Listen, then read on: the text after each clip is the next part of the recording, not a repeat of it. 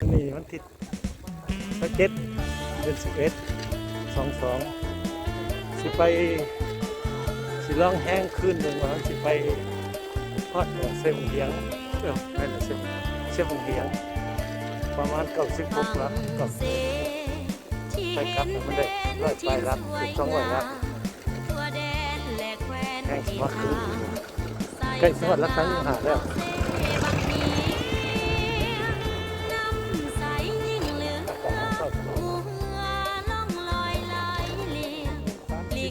รักษาที่ผ่าน6 โมงครึ่งวันนี้ตุ้มสีไปเซบังเฮียงส่วนมันเป็นเลยหาก็ได้35 ลักตลาดเป็นงานมาใหม่ทางรถไฟใหม่ก็ดี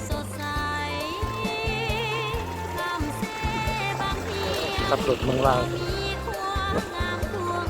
เร่งน้ำใส่ยา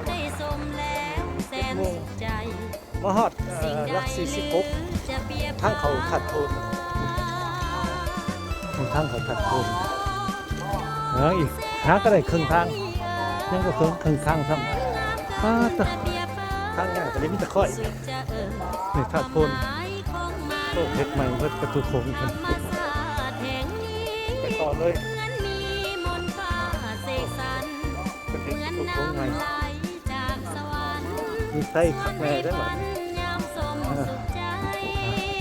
ลงไปหันมันถัดคน10 กว่าลักเข้าไปเลยปักเซ่นี่8 โมงครึ่งมาฮอดปักซองอาหารน้ำปักซอง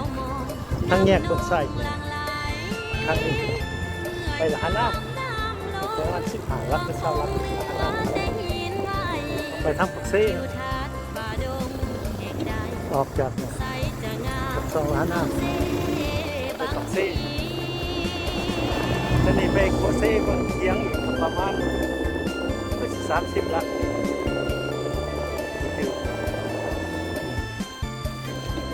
เมื่อปักซ่องใหญ่คนหลายมีแต่คนรวยเขาค้าขายขาดค่าใช้บนเทียงแล้วก็สิเมื่อบัดเนี่ย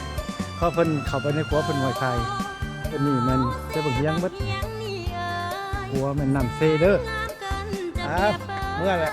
พอดี10 โมงยัง10ทับซ้อนเมื่อนี้11 โมงเช้ามาฮอดปักซองร้านน้ำปักซองเมืองปักซอง11 โมงเช้าฮอดรักษาอาหารยันมุมนะครับลมแห้งแดดร้อนเข้าพุ่นสุกเลย100 กว่าลักเลยครับได้30 ลักไปจอดพุ่นแล้ว35มาฮอดรัก35แล้วก็จะลมแห้งฝนทางฝนดีต้องหาบอลกินเขากัน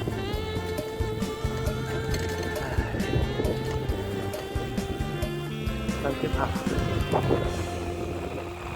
เรื่อง3 โมงเรื่อง15ตอนแรกเพราะแต่ซอกดอกใหญ่ๆทั้งลมทั้งฝน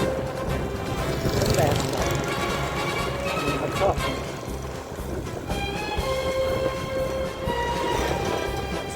ใน10 ลักถึงสวรรค์เนี่ย10 ลักอยู่ตัวเรือนเอาเป็น3 ลักเป็น3 โมงเช้ามาฮอดโรงเรียนเอเชียนอีก5 ลักขอเชิญที่3 โมงครึ่ง